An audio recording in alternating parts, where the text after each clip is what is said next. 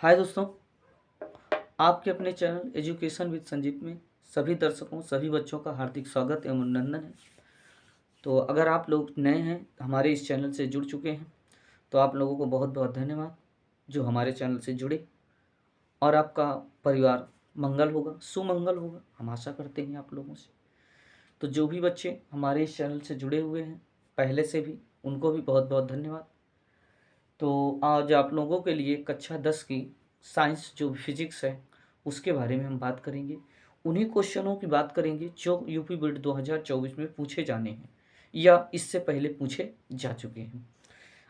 और आप लोगों के सामने ओम का नियम, ये बहुत ही महत्वपूर्ण है जो पेपर में पूछा ही जाता है। बहुत ही सरल और आसान तरीके से हम बताने का प्रयास करेंगे। इससे पहले हम आगे बढ़ें, आप लोग हमारे इस चैनल को लाइक, सब्सक्राइब, शेयर जरूर कर दीजिए जो ज़्यादा से ज़्यादा बच्चे जुड़ सकें। आइए शुरू करते हैं। कह रहा है ओम का नियम। ओम का नियम होता क्या है? तो बात करें हम, जैसे मान लीजिए ये चालक पदार्थ है, ये चालक पदार्थ है। यदि हम इसमें विद्युत धारा प्रवाहित करें तो विद्युत धारा के साथ साथ विभवांतर भी कार्य करता है। तो धारा और विभवांतर के बीच संबंध स्थापित जो होता है उसी को हम कहते हैं ओम का नियम। इसकी खोज ओम साइमन नामक वैज्ञानिक ने किया था। आप लोगों को नहीं समझ में आया, फिर से सुन लीजिए। मान लीजिए ये चालक पदार्थ है, इसमें हम विद्युत धारा प्रवाहित करें तो इस विद्युत धारा के साथ साथ विद्युत विभवांतर भी कार्य करेगा। तो विद्युत धारा और विभवांतर के बीच जो संबंध को स्थापित करता है वही जो है ओम का नियम कहलाता है। ओम के नियम की खोज ओम साइमन नामक वैज्ञानिक ने किया था। आशा करते हैं आप लोगों को समझ में आ गया होगा। चलिए आइए चलते हैं आगे की ओर। करें ओम का नियम। यदि किसी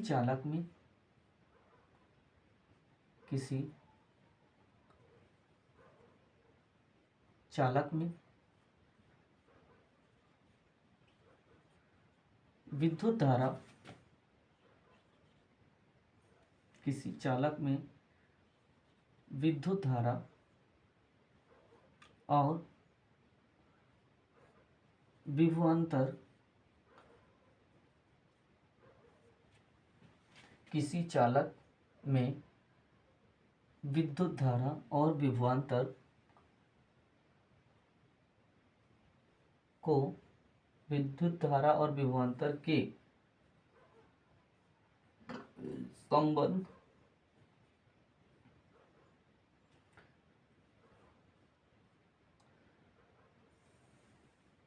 संबंध को ही ओम का नियम कहते हैं। इसकी खोज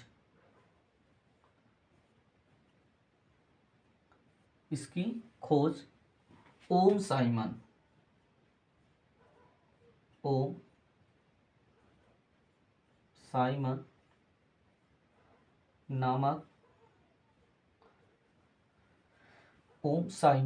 नामक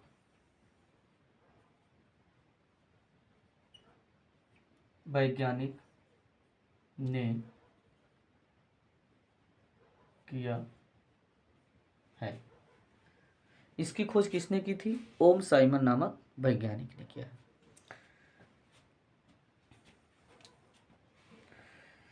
फिर उसके बाद लिखिए, आपका जो दिया गया है, यदि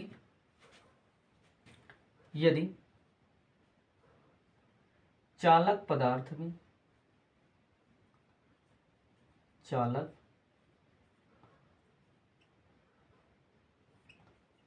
में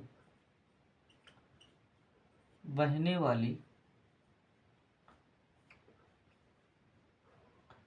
धारा I तथा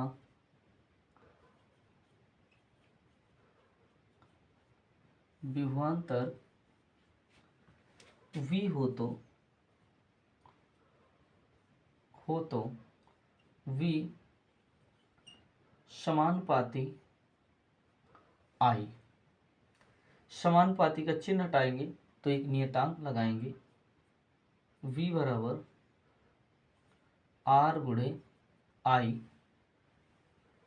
जहां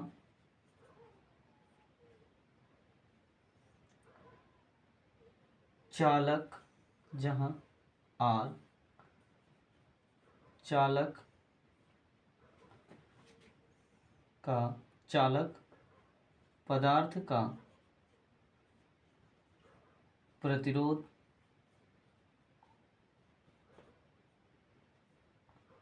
व नियतांक है।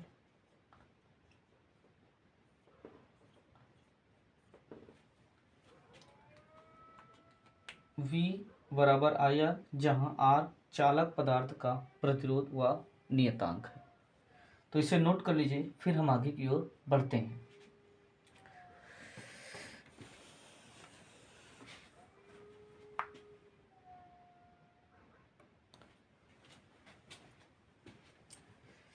अब हम आगे की ओर बढ़ते हैं और सवाल आगे की ओर देखते हैं। एक हेडिंग आती है, प्रतिरोधों का संयोजन। प्रतिरोधों का संयोजन। प्रतिरोधों का संयोजन। प्रतिरोधों का संयोजन मतलब होता है जोड़ना। प्रतिरोधों का संयोजन मतलब होता है जोड़ना। तो प्रतिरोधों का संयोजन, प्रतिरोधों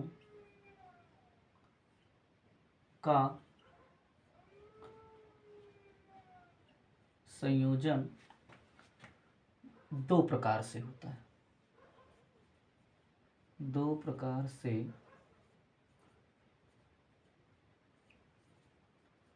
होता है। नंबर एक, प्रतिरोधों का श्रेणी क्रम संयोजन।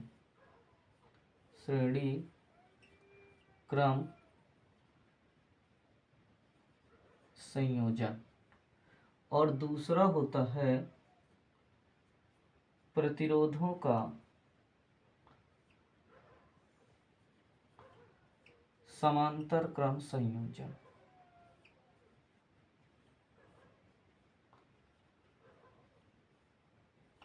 समांतर क्रम संयोजन। तो आज हम केवल प्रतिरोधों का श्रेणी क्रम संयोजन की बात करेंगे।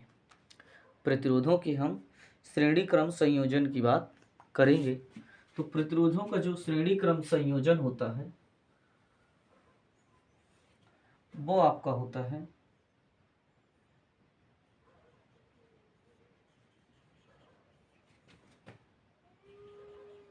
इस प्रकार से।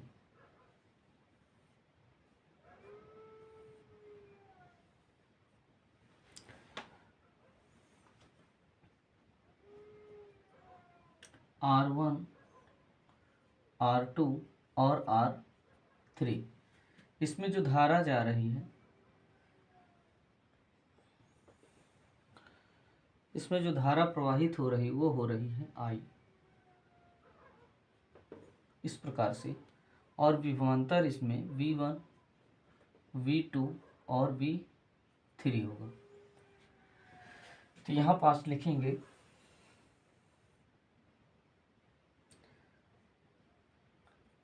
यदि श्रेणी क्रम संयोजन में, श्रेणी क्रम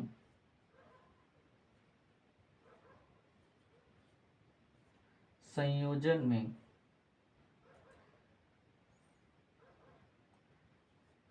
प्रतिरोध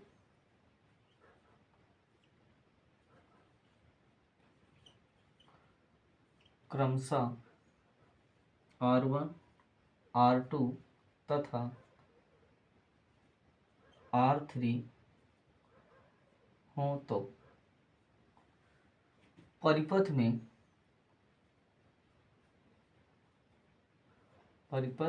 में धारा का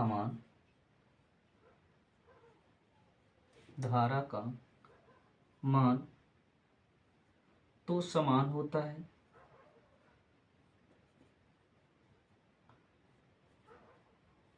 परंतु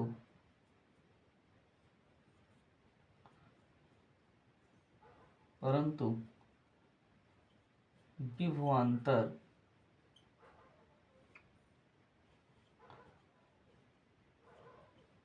अलग अलग होता है। फिर लिखेंगे ओम के नियम से, ओम के नियम से। ओम के नियम से यदि हम लिखें तो पहले के लिए V1 बराबर IR1 समीकरण 1, V2 बराबर IR2 समीकरण 2 और V3 बराबर IR3 समीकरण आपका 3। फिर लिखेंगे समीकरण 1 व 1, 2 व 3 को जोड़ने पर, अगर हम समीकरण 1, 2, 3 को जोड़ दें तो ये होगा V बराबर V1, V2 और V3। इसे समीकरण मान लीजिएगा 4। तो V के स्थान हम V बराबर IR लिख सकते हैं। तो V के स्थान पर हो जाएगा IR, V के स्थान पर हो जाएगा IR और V1 के स्थान पर लिखेंगे IR1, IR2 और IR3। अगर हम इसमें देखें पूरे में तो I कॉमन है, तो ये हो जाएगा I कोष्टक में R1, R2 और R3। I से I कट जाएगा, R बराबर R1 plus R2 plus R3। तो इस प्रकार से प्रतिरोधों का श्रेणी क्रम संयोजन आपका समाप्त हुआ। तो आशा करते हैं कि आप लोगों को बेहद समझ में आया होगा। नहीं आया है तो आप कमेंट बॉक्स में लिख करके आप भेज सकते हैं और बताए गए इस सवाल जो है संबंध को आप जो है लिख लीजिए। आपके पेपर के लिए बहुत ही लाभदायक, या तो इसका निगमन आएगा या तो इसी से संबंधित आपका एक अंक न्यूमेरिकल दे देगा। तो इसे नोट कर लीजिए। और आज के लिए हम साइंस में इतना ही रखते हैं। नेक्स्ट दिन फिर आपसे मुलाकात होगी। जाते जाते आप लोग हमारे चैनल को लाइक, सब्सक्राइब और शेयर कर दीजिए, जिससे ज़्यादा से ज़्यादा बच्चे जुड़े और उनको बेनिफिट आपके माध्यम से हो और पेपर में अच्छा नंबर लेके आए। जय हिंद, जय भारत।